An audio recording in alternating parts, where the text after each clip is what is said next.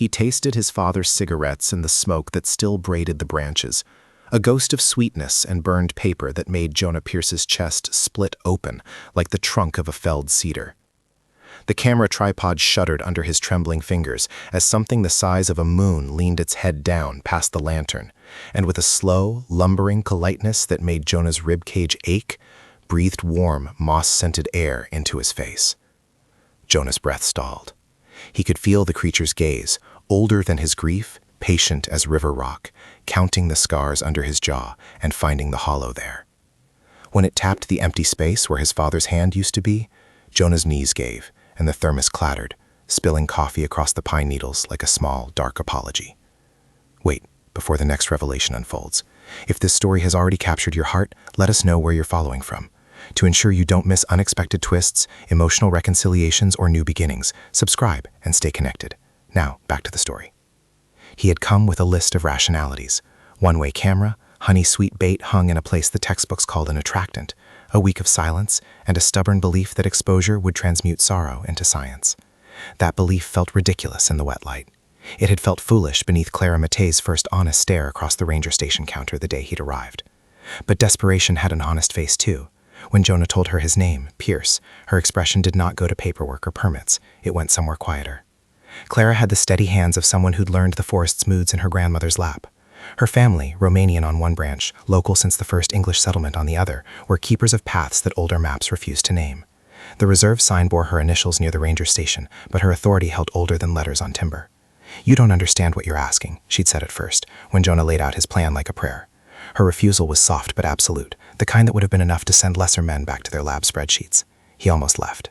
He almost closed his laptop and slunk back to the campus where peers took conference calls and glowed with the small triumphs of publish or perish. But grief had a gravity that bent him towards the pines. His father's absence was a raw, present thing in Jonah's life, not a story he could annotate in a footnote. His father had vanished hunting in these woods when Jonah was 9. The official file said misadventure.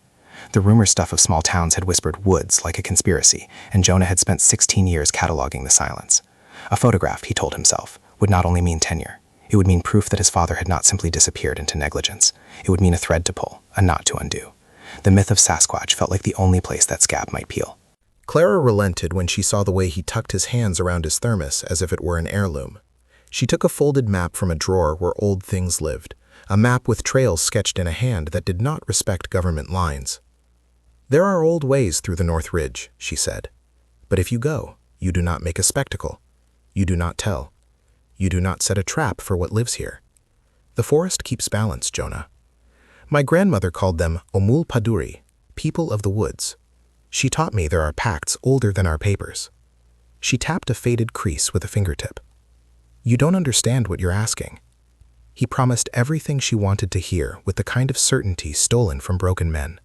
Quiet, respect, ethics. She gave him a single conditional: a corded radio, its batteries charged, and her word that she would check the southern ridgeline twice a day. It was enough permission to set up on the third knoll where the pines opened into a bowl of old stones and lichen. It was not enough to soothe the quiet that settled into Jonah like clothes removed in winter. He built a camp in the workmanlike manner of someone who had slept under microscopes and taught himself knots. The one-way camera he wired to a battery and hid under a moss shelf, lenses peeking like secret eyes. His tent flap served as a wall he intended would separate him from the things that lived under canopy.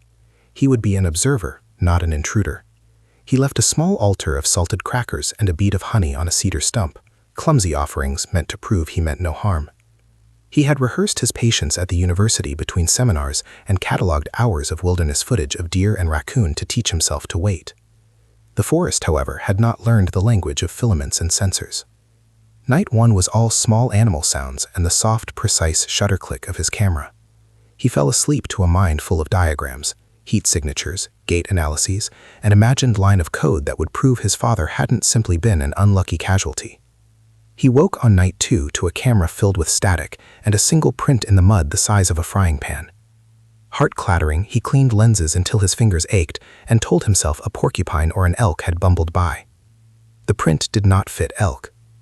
On the second morning, Clara hiked up in boots that drained the sodden smell into the air like a benediction. Her watch had the regularity of a heart that had been trained to scan for the abnormal. She did not ask to see footage until she had checked the area for traps for loose camera wires abandoned by curious teenagers. They sat on the stump he'd left the honey upon, their knees brushing by accident, and watched the day bloom through the pines. His footage, when it played, made both their breaths hitch like a string pulled taut. For 5 hours at the edge of night, the camera's rectangle captured a movement that combined loping and purpose. Something ate from the stump with a careful, almost culinary deliberation. It licked the honey with dexterous fingers that were too human and too not. At one point it straightened, tautened in the frame, and turned toward lens and tent with a gait that seemed to be thinking. For a full, terrifying beat, its face was the forest, low-browed and moss-flecked, eyes the color of peat. Then the feed misted, as though the night decided privacy. "That look," Clara said finally, rubbing a hand over her temple. She had not thought to sound weary at the beginning of this, but the weight of generations bore down in her voice. "They notice intent. They read men like books. If you go on thinking you can study them, you'll only get one answer. You won't be in it anymore." He wanted to argue about scientific method, about the difference between myth and data, but the thing had tilted his world in a direction more personal than any hypothesis. His father's absence might be a consequence of a man who found a new life in the undergrowth, or he might have been taken by a caprice of wildness. The camera's grainy glumps had unsettled the ledger of his certainty. When he spoke of his father, his voice thinned. "I just want to know," he said, "if there's a way to bring him home. If he chose to stay, then maybe I can understand why he left me that hole." Clara watched him like someone who had watched many people come and go through the notch in the pines. Rabid believers, opportunistic scientists, folks with guns. "My grandmother warned men like you," she said quietly. Not because she wanted to hide knowledge, because knowledge is a sharp thing, and it can cut. There are pacts here. Our family, my family, has kept them by keeping promises. You want proof. The woods want something else. She traced a line on the map with a nail. If you stay, you must be different. You must listen more than you look. You must be willing to give up more than a photograph. Night 3 came like a held breath. Jonah sat in the tent with the camera beside him, the lens poking like an accusatory eye from beneath a shelf of moss. He had resignedly drunk too much coffee until the thermos hummed an almost human sound when he poured. Outside, the night broadened. The pines conversed without ceasing, throwing old gossip into the wind. He tried to count their words, mornings, warnings, the names of old stones, and in each whisper he heard his father's name like a pebble in a pocket. He slept in microsleeps of fear and hope until something heavy and slow nudged his tent by the calf. He did not flinch. His body, trained by adrenaline and the need to not be a fool, held still. The tent fabric dimly outlined something enormous against the pallid moonlight. It brushed his shoulder with the tenderness of a hand he hadn't felt since childhood. The scent that rose off it was of loam and ancient hung things. There was a firmness to it that felt like being judged by a grandfather you had never met. When the creature unzipped the outer flap with a sound that resembled language and curiosity, it did not roar. It did not attack the camera or the food. It sat outside, folded like a made-up man with a shaggy coat, and watched him breathe as if memorizing the shape of him. Jonah felt both seen and naked to the bone. He, with instruments, felt like a boy being asked to explain himself to a being whose memory spanned the age of the pines. It was not until it tapped 3 times, slow, deliberate, that he understood the rhythm of whatever conversation it attempted. He learned soon after that its eyes were not empty, but rimmed with a patient intelligence. It tilted its head and made a sound that was halfway between a question and a memory. Failure and fate hung on that sound. "What do you want?" Jonah whispered, and immediately hated the smallness of his voice. The creature made an answering sound through the dark that settled in his chest like rain, and then, in a way he would later swear he had not imagined, an idea, not quite English, slid into his mind like a small, glad fish. It was a warning and an offering. We do not want to be the legend that makes greed. We are old. Humans are young with tools. Do not break the place that feeds us. Jonah's hand found the camera, and for an instant the old, furious wire of ambition thrummed. Proof, he thought. Proof and tenure, and a tangle of every lecture he'd ever wanted to give. The creature's gaze tightened like a cord around his throat. The forest hummed with that same tightening. The dilemma landed between them like a stone. He could publish, he could change the tides of public hunger, he could finally answer the question that had haunted him for 2 decades. Or he could keep silent, honor a creature whose intelligence and plea had stripped him of the right to decide alone. Clara's map, her warnings, and his father's ghost braided into a single unbearable knot. The forest would not wait. The rest of Week 7 stretched before him like a choice in ink, one that could either mend what grief had torn or tear open the valley to hands that did not know how to respect a covenant older than their laws. Jonah woke with his face against cedar and the taste of pine in his mouth, as if the forest itself had cradled him and tucked away the boy who once fell asleep in his father's coat. The morning sun came in bands through the tent, painting the interior in stripes that looked like the jail bars of his patience. He held the camera in his lap and remembered, like one remembers the exact cut of a scar, that sound, the slow, curious tap of the creature's knuckles. He could not tell if the feeling in his chest was gratitude, terror, or something that had no name but all the colors of wanting. Clara arrived before noon with more coffee than was likely necessary and a patience that had learned the arithmetic of grief. She moved with a careful economy, a ranger's gait softened by a granddaughter's memory of lullabies half-remembered in a Romanian tongue. Jonah watched her unpack supplies while she examined the camera with a professional steadiness that did not hide the tremor of private concern. "You look like hell," she said, and it was not a frivolous observation. Her eyes were kinder than an accusation, but sharp enough to corner truth. "Did it speak last night?" He swallowed the word idea like a live thing. Not with words, with feeling. Like a warning. It told me not to make this into a spectacle.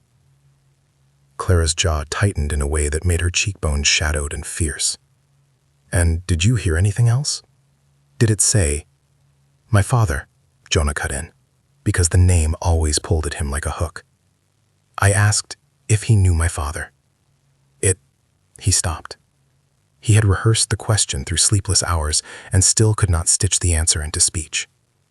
"It didn't say yes or no. It looked at me. It made me feel as if my father could be read in the rings of a tree." Clara listened with her hands folded, thumbs tracing a map's edge. After a long beat, she said, "If your father stayed, it would have been by choice. My grandmother used to say that some people in these woods chose to become something else for the sake of the balance. Not all of them were lost." The words landed like an offering, not a solution. But choice in these parts is not like the choices people make in town. It's a pact. Jonah's need for proof and Clara's rooted duty began to carve out the space between them. Two forces pulled by the same gravity, yet orbiting different centers. He wanted evidence. She wanted preservation. Their shared hours, however, revealed a softening that no policy could account for. She taught him the names of trailing mosses and the meaning of the small, deliberate clearings. Pacts in green that read like scripture to those who knew how to look. He taught her how to clear noise from the camera's feed, how to read thermal signatures that spoke of fur density and heart rate. They traded knowledge in the dim hours and found in the exchange the friction of something that could become trust. At night, they sat by a dead pine and let the dark tell them stories. Clara spoke of her grandmother's hands, calloused, always smelling faintly of juniper, and how those hands used to sew little talismans to hang on the trail at the first snowfall. Jonah talked about the university's deadlines, the grand committee that had been patient so long, and the thinness of the line between tenure and oblivion. He did not realize until he heard it aloud how hungry the rest of his life felt for resolution. "Where does your father come from before he was a hunter?" Clara asked once, when the moon had slid halfway up the sky and turned the pines glassy. Jonah closed his eyes. He used to make maps of the stars on the back of envelopes. He believed in navigation the way some people believe in salvation. When he disappeared, people in town called him a fool for loving the woods so much. They blamed the forest or the elements. I blamed him for leaving me. But now, he opened his hands, like offering something he had kept for too long. Now I don't know if it's abandonment or protection. Clara reached out and put a hand on his forearm. It was an accidental intimacy that became intentional in the way they both paused and let it be. The contact was small and enormous at once, a human fastening to another human, a tether against the loneliness that both of them carried into those trees. Her thumb rubbed a line into his sleeve, and he felt, absurdly, steadied. If he stayed, she said, it was to save his part of the world, or to become part of it. That doesn't erase the leaving, but maybe it tells you why. Progress came in tiny, electrifying slices. On the fourth night, the camera caught a silhouette against the moon that moved like a slow tide. It paused at the stump, sniffed, and then, because Jonah's hands had trembled and he had left the thermos lid off, it drank with a delicacy that humored his human assumption of communion. The footage was a thing of wonder and moral hazard, a being more ancient than the town's oldest pines drinking human coffee as if it were a fine wine. News in Jonah's chest quickened like a bird.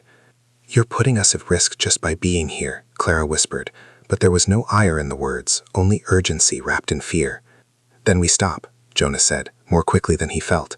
He meant it in the abstract. Stop telling, stop moving, stop firing the synapses of curiosity into public air.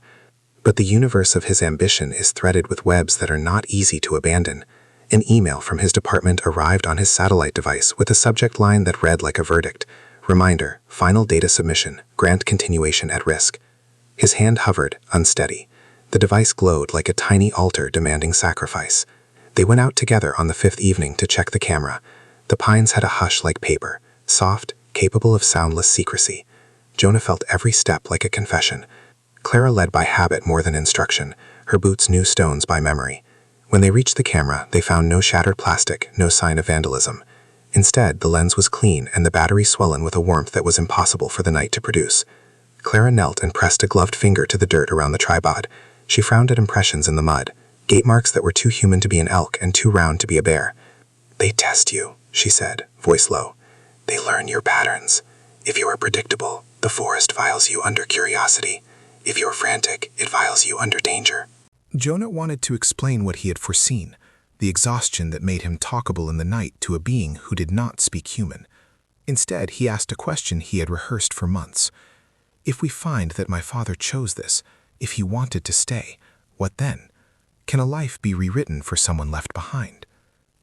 Clara put down her hand slowly, the way one puts down a fragile relic. "It can be transformed, but again, it's not about whether your father made a choice. It's what we do now with that knowledge. We become guardians, or we become historians. One saves, the other exposes." Her eyes searched him, searching for a pledge. "Which are you, Jonah Pierce?" The question knocked the air out of him. He had come to these trees convinced that proof would be a panacea. The creature had shown him, no, had asked him, to surrender the easy stroke of victory for a deeper, harder kind of care. But the grant's presence in his pocket, vibrating like a judgment, complicated the moral clarity. He wanted to be both man of science and keeper of secrets. He wanted to be forgiven and to be famous without having to choose.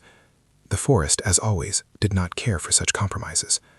That night, the Omulpaduri returned, not as an apparition, but as a sequence of presences, a scent of crushed dew, the creak of something enormous shifting like tides left behind by glaciers.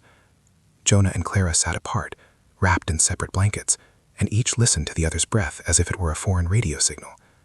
At one point, Jonah reached for a thermos, but his fingers slipped and instead found a human hand, Clara's, reaching for him instinctively. She squeezed, brief and electric, and Jonah felt the decision press against his throat like a tide. "You should go," she murmured, as if to herself. "Back to your world. There, you can fight with words and committees. Here, things ask us to be simpler." He could not go back. His life had been stretched along the seam of this week, and the stitches were not yet finished. He answered in a whisper, "And if I stay? If I try to become simpler without running away from what I am?" Clara did not give an answer. She only leaned her forehead briefly against his shoulder, human and warm in a night that smelled of old roots. The contact was a small pronouncement that they were no longer merely ranger and intruder. They were two people who had found in each other's presence a kind of armor and a kind of danger. On the sixth day, pressure arrived in the form of a man with a clean truck and a smile that smelled faintly of city. Jonah had been out alone, following a faint trail that Clara's map had marked with a single name, Zanoga, a circle of stones where vows were said and the forest's breath was thick. He returned to find the truck at the ranger station, and a man waving a business card like a white flag. "You're Jonah Pierce," the man said, already moving on. "I'm Tom Haverly, reporter for the Regional." Came up on a tip about a possible sighting. Heard there was footage. Mind if I have a look? Jonah's chest compressed. He had not told anyone, except in the thinly veiled way one tells a barista one's life is changing, and certainly not a reporter. Clara arrived behind the man, and the reporter's smile splintered into something more professional. "Ranger Mattei," he said, as if he were cataloging both invitation and obstacle. Clara's eyes narrowed. "We don't release anything to the press," she said. Her voice was firm, and ancestral law measured in syllables. "Not without counsel? Not without—" "You'd be the one with a scoop," Tom interrupted, too sharp by half. "A photograph of a cryptid in the Cascadia. This would be front page, Jonah. Think about your career." The man's words landed like acid.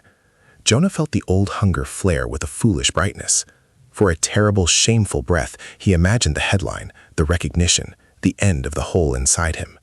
But then he looked at Clara, standing with her hands anchored on either side of her hips like a woman bracing against a gale, and he saw the price of his triumph written plain in the set of her mouth.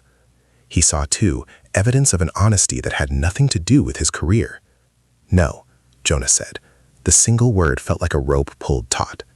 He had no right to decide on behalf of the forest, but he could refuse the temptation that would have ruined it. "We don't have anything for you." Tom's jaw ticked. "You're a scientist, Jonah. If this is real, you betray your field by hiding. Ethics committees would—" "Ethics?" Clara barked, suddenly hot. "You don't get to talk about ethics when you would tear a place to pieces for page views. The people who come for proof don't come for understanding. They come to own." Jonah's throat burned, and he realized how easily his own mind had been seduced by the mirage of closure. "We keep it," he said, this time with more conviction and with the bitter realization that it might cost him everything. And Tom Haverly left, muttering cynicism like a rain cloud. After the man's truck vanished into a wash of dust, Clara's posture softened into something measured and human. "You did good," she said, but not without a residual hardness. You resisted. He wanted her to praise him more.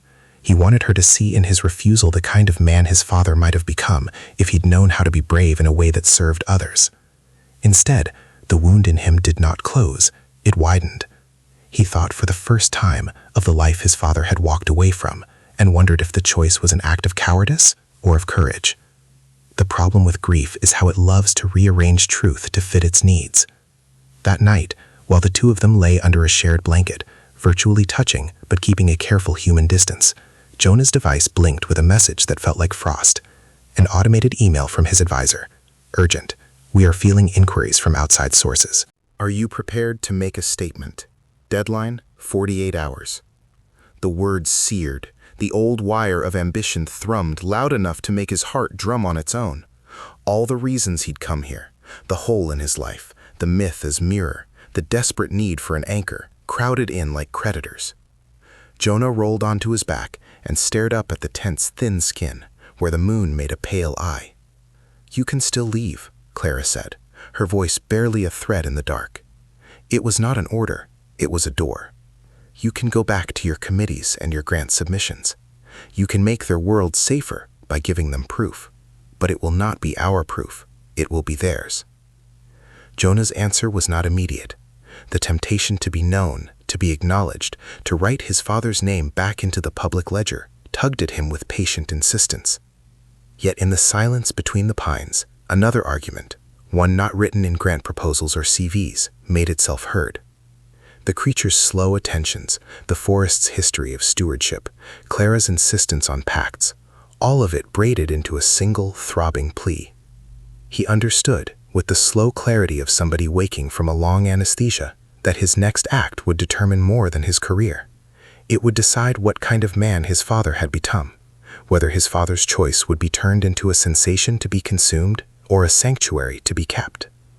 He thought of the boy who had watched his father walk into the trees and not come back. He thought of the thermos that had been his father's and now warmed Jonah's palms. He imagined the future headlines, proof, proof, proof, then a parade of men with cameras and profit in their mouths. The forest's warning was not melodrama, it was prophecy with teeth. Outside, the pines breathed, patient and indifferent.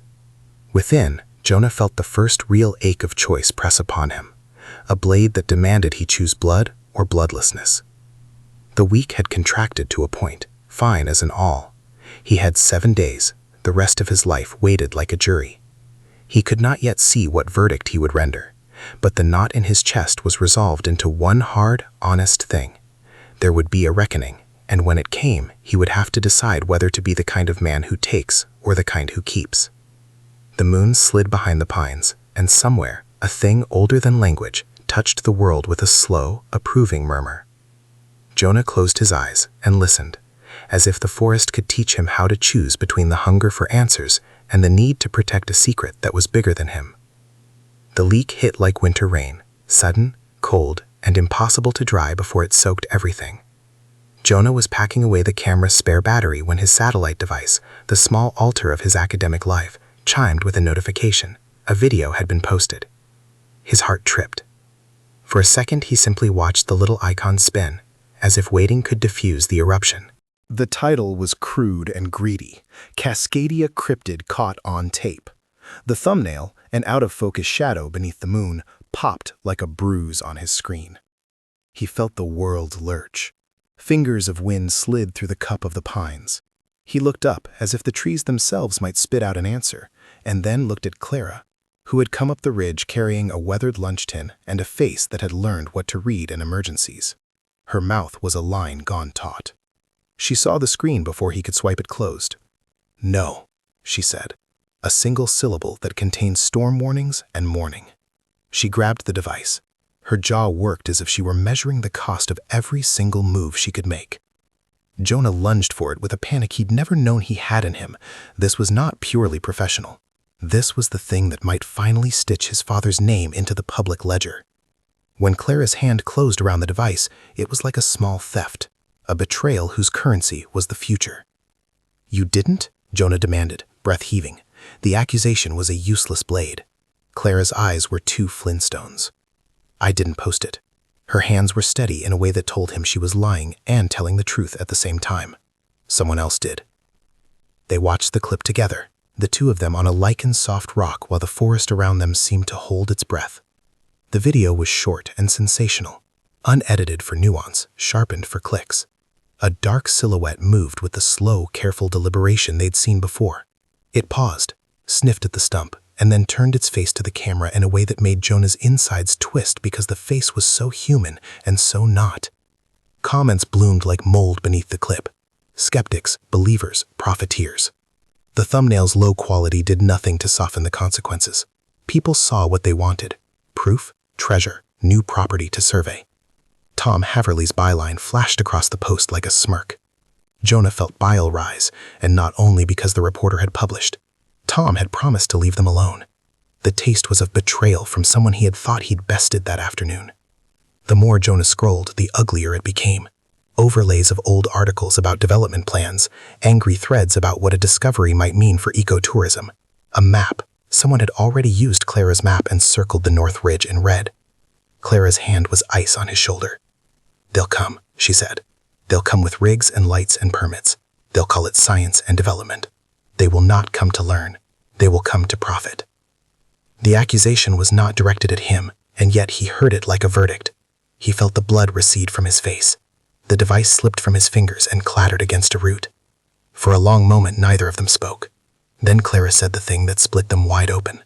"My grandmother left instructions if something like this ever happened," she said, and her voice was the hard rasp of a bell. "She told me not to let the woods become a postcard. She told me to protect the pact, even from those who loved the forest with paper words." Her hands shook now, just slightly. "She also told me to watch for him." She said the name as if it were an ache. Jonah Pierce. The name landed like a stone. Jonah's stomach flipped. "Watch for my father?" The words were less a question than a pain. Clara's eyes filled with an old sorrow. Yes, she had kept it back like a secret herb, something to be given only when needed. "Your father came here years ago. He was close to my grandmother. He wanted to learn the old ways. She told him there was a choice you must be willing to make to keep the balance. If he chose to stay, to bind himself to the Omul Patari so they could keep the valley sealed, then she promised to protect his decision. Her throat worked. We weren't supposed to tell you until she thought you were ready. Jonah felt as if the forest itself had closed in on him. You knew? The question was not anger so much as the stunned recoil of someone who had believed in a single thread for years and discovered ropes instead. Clara flinched. We knew pieces. She kept records, names written in margin notes, promises and warnings. Your father visited often when you were young. He spoke at night with her and left some of his maps behind. She thought hiding it might spare you the hunt. She wanted to keep you from becoming what men become when they look at magic with a ledger in their hands. You kept my father from me. The accusation was raw. It rang with the boy who had watched a man walk into trees and not return. Jonah's voice cracked on the last word, as if the syllable were a final threshold. No, Clarna said quickly, and she stepped closer as if proximity could mend the rift her admission might have carved. We kept his choice from you, because telling you then would have turned you into something else. Hunters have been made that way, Jonah. Not all secrets kept are betrayals. Her eyes were pleading now. I wanted to protect you, from the obsession, from being used. The heat of betrayal flared in him. He thought of years of sleep threaded with maps and obsession. He thought of his thermos, once his father's, now warming his hands. He thought of how his life had carved itself around the absence. You protected me by lying? He tasted steel.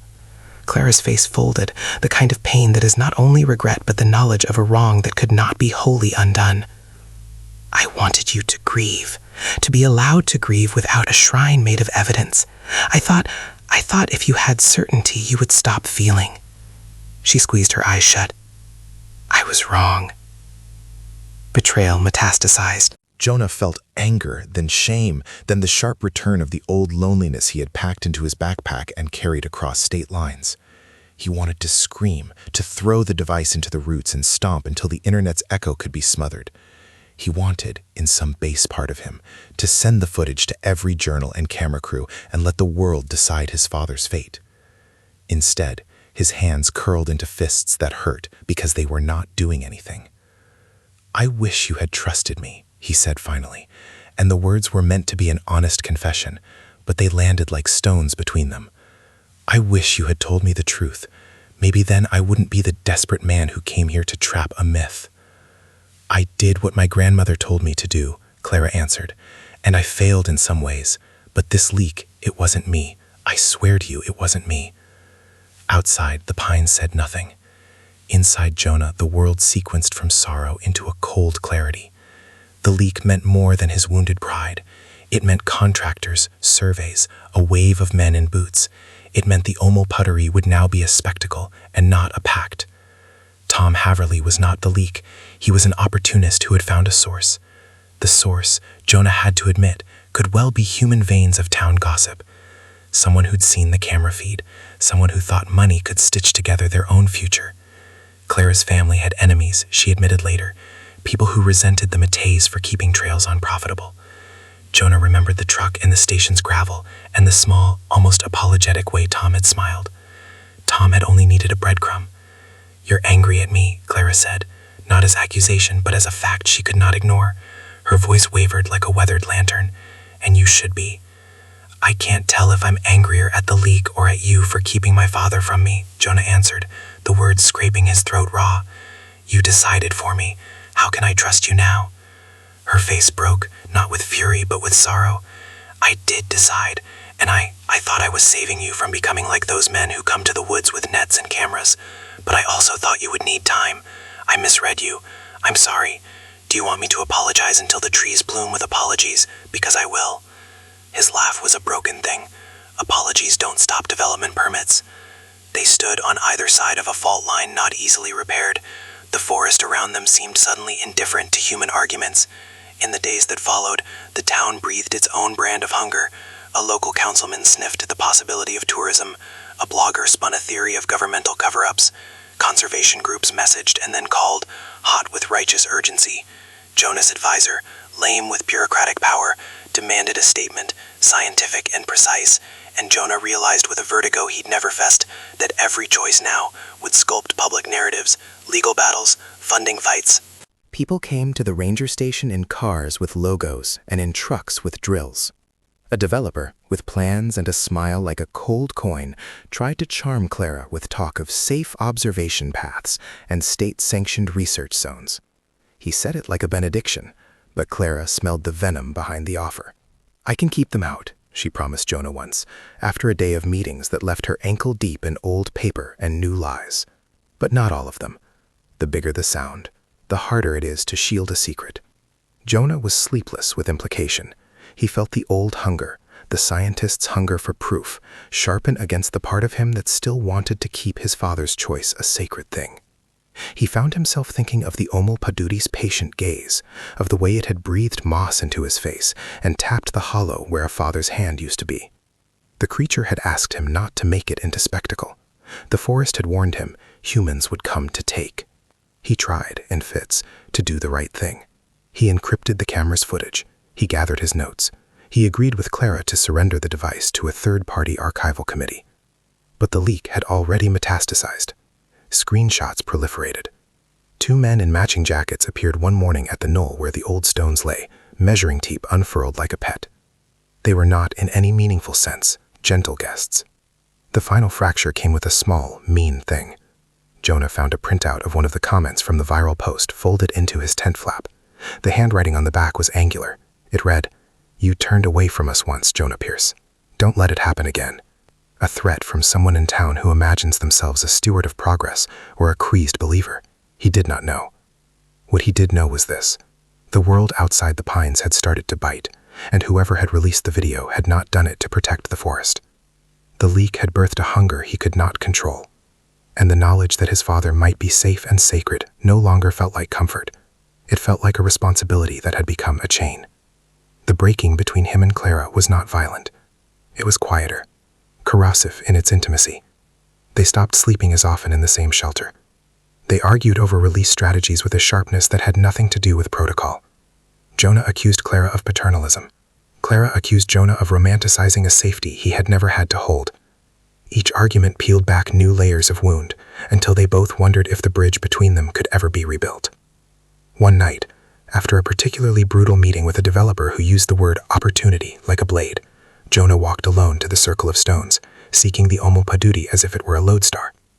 He found no creature, only the hush of rotted leaves and the heavy pulse of insect life. He pressed his palm to a cold stone and whispered his father's name, not certain he believed in the name anymore.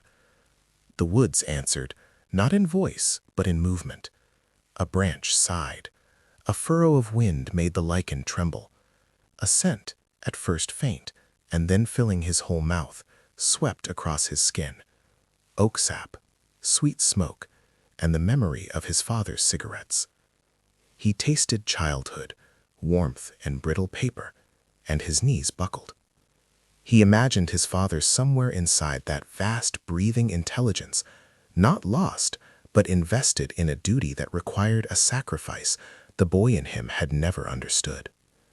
Rage that he'd been kept from the truth flashed, then dimmed in the face of something older. The idea that his father had not simply abandoned him, but had chosen a different kind of fidelity. But knowledge had a price. The leak had already invited knives to the feast. The town would not be patient. Reporters would sharpen their pens. Developers would open their ledgers. The Omal Paduri had warned him. The warning now felt less like prophecy and more like a clock with hands scraping forward. Jonah folded himself in the thin light and understood the true weight of what he held. He could publish. He could burn the pact for the sake of proof and himself, and a career that was closing like a fist.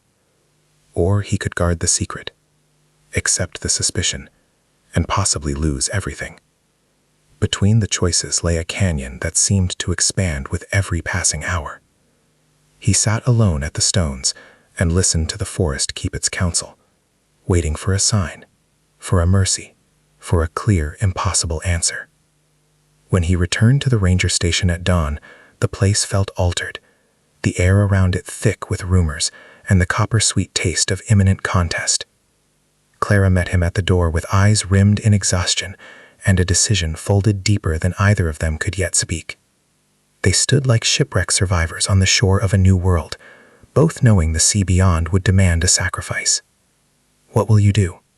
she asked, not a command but an outstretched hand toward the future. Jonah looked at the little device in his pack, at the thermos he still held like an heirloom, at the place in his chest where grief had carved a hollow.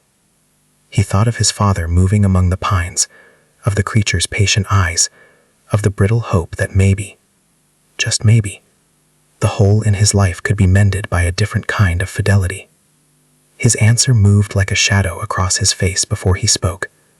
"I don't know," he said, and the admission felt like the only honest thing between them. "But I know what I won't become." Clara's relief was slight, but it was relief. She reached out and touched his sleeve for a breath, and almost forgiveness. They were not mended. They were not whole. But in the gray morning, with the town stirring, and the world now fully aware, they had one small, perilous thing, a shared refusal to surrender without a fight. The Omul Paduri had warned them. The human world was beginning to answer, and somewhere, in the thick, patient earth, Jonah felt his father's absence fold into something that might be protection rather than abandonment. Outside, the first of the men with cameras came into sight. Their boots cracked the forest's hush like a bell. Jonah and Clara squared their shoulders, two imperfect defenders at the mouth of a secret, and the fracture between them sat like a wound, both healing and raw. The fight, public, moral, and deeply personal, had only just begun. Jonah felt the first bullet of panic, and then something colder, a resolve that spread from his sternum like frost setting a glass. The men with cameras were closer, two of them, big-shouldered and talking into phones as if they were already narrating conquest.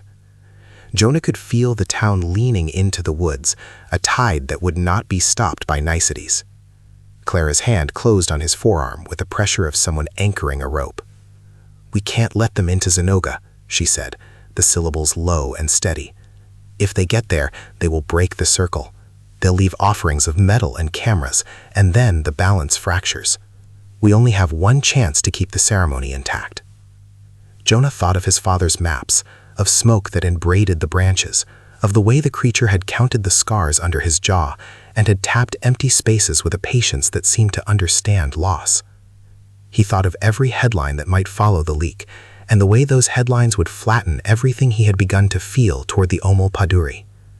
His hunger for validation curdled into something else, an understanding that some truths require sacrifice, and maybe this was the ledger his father had been paying into with his absence. They moved before the reporters knew what had happened. Clara took a path she hadn't shown anyone, feet sure on roots and lichen as if the forest remembered her as family. Jonah followed, breath loud in his ears, mind busy with counter-arguments he had rehearsed 1,000 ways and now abandoned for a single honest act, to protect. At the stones, the two journalists found only a smudge of man-made disturbance and the intimidating patience of a place that had been there before their cameras and would be after their deadlines. They complained, took a few hostile photographs, and then, distracted by a promise of an exclusive, called for reinforcements. Jonah watched them go, and the sight of their backs, so eager to make the forest a product, felt like a promise of violence. That night, Clara convened a small council beneath the trees, two elder neighbors who still remembered when the trail gangs had been young, a conservationist who smelled of lamp oil and law books, and Jonah, who felt like an accusation and an apology in human form. They spoke in hushes that tried to mimic the forest's diplomacy, legal maneuvers and petitions, temporary injunctions, a plan to petition the state for protective designation. But underneath the legal scaffolding was something older, a willingness to lie, to misdirect, to shield with any tool necessary. "We will stage a narrative," Clara said, voice crisp as frost. "We'll make it look like the cameras got nothing. We'll file for delays. We will make them think there is nothing worth the trouble here. We will slow them, buy time." Jonah listened and then, when a silence thickened, said the thing he had not known he would say until his throat had already made up its mind. "If it comes down to it," he said, "I will be the person who takes the blame. I will claim the footage was fabricated. I will say I did it to protect the site. His words were not bravado. They were an offering. Career, reputation, the hard currency of a man who had needed proof, now willing to burn it to keep something sacred. Clara's gaze found his and broke. You would do that? Her voice was small with sudden hope and fear braided together. You would ruin your future for the woods? Jonah thought of his father's cigarette smoke that still braided through the branches in his memory, of the thermos that had once warmed a hunting man's hands. He thought of the relentless, thin hunger inside him that had once wanted only a photograph. He imagined his father's choice, perhaps a joining, perhaps a service, and he tasted at last what true love could be, the willingness to be less visible so another could be safe. If that's what it takes, he said, and the words clenched like a promise. The winter's business came faster than papers could be filed. Within 48 hours, a legal skirmish began, a flurry of permits challenged, petitions filed, 2 cameras turned on by men who smelled of paint and profit. The town filled with people who had learned the art of Googling and complaining. Jonah's advisor sent another desperate email. Tom Haverly smelled a private victory and returned with a camera crew. Jonah enacted the plan he had made with Clara. He went to the ranger station under a rumor of weakness. He made statements, hesitant, broken, and magnificently false. He told Tom and a gathering of eager locals that when he'd reviewed the files in a fit of wishful thinking, he'd staged images to encourage funding, that the region's folklore had seduced him. He swore he had manipulated frames and that as a scientist, he should never have let emotion lead.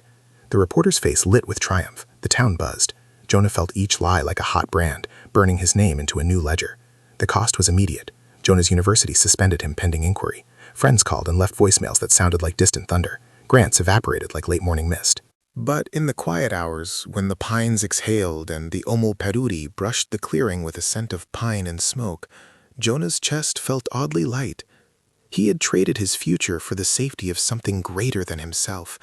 It was not without grief.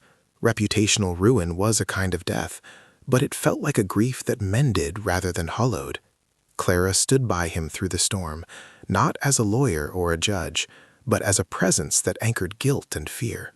She made statements of her own, measured, protective, claiming miscommunication and a desire to shield the reserve from harm. The town was swayed by his confession. The frenzy dissipated into the easy cynicism of another hoax. Camera crews left for fresher scandals. Men with drills refiled their permits and found newer projects to chase. The Omul circle was intact. The redemption was not neat. Jonah lost the career he'd been clawing toward. He received threats and a small but painful smear campaign that suggested he had not been honest in his confession. He lived through the slow justice of small-town rumor. But with each attack, he felt the forest's patient defense like a hand at his back. Clara's hand, often, was there too, quiet, unwavering. Their intimacy, stitched together in crisis, had become an alliance that gleamed with tenderness. One night, after the town's interest cooled, Clara led him to the circle of stones. The air was thin, the sky a black satin scattered with stars that Jonah's father might have once mapped. They did not speak the way lovers sometimes do. They spoke with looks that held histories and apologies. You gave everything, Clara said finally, voice a small instrument. You paid a price I can't thank you for. Jonah's laugh was a damp thing. I don't know if it was enough. She stepped closer, fingers finding his in the dark, the contact simple and fierce. It was more than proof could have given you, she said. It was a way to belong to something that isn't about being seen. He felt the truth of that like a warmth at the center of his chest, that healing sometimes asks you to lose something of yourself to become part of a larger story. He curled his fingers around hers, not as a man seeking absolution, but as one who wanted to be tethered to someone who understood sacrifice. Will you stay? She asked, the question thin as breath. He looked at the pines, at the moss sheen that made the world look younger and softer. He thought of the boy who had watched a father disappear, and of the man who had chosen to vanish from the public ledger, to preserve a sanctity that mattered more than his ego. He answered with a softness that surprised him. For now, he said, here, with you. Clara's smile was small, like the clearing after rain. She leaned in and kissed him, a contact that tasted of pine and forgiveness, of shared danger, and a future that might be less bright by fame, and infinitely richer for meaning. It was not the cinematic rescue of 2 perfect souls, but it was honest.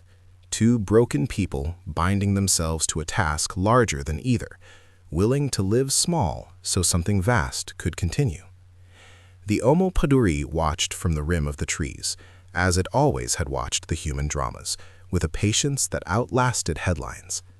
It did not grant applause, but in the hush that followed, Jonah felt its approval like the settle of leaves. He had chosen to keep the secret. He had chosen to become a guardian rather than an exposer. And in the quiet, the soft, indeterminate quiet that follows a sacrifice, Clara's hand in his was a tether that suggested the possibility of repair. They had traded a public proof for private stewardship, and it was, Jonah knew, the truest form of redemption he could imagine. They walked back to the ranger station hand in hand, a small, imperfect pair against the vastness of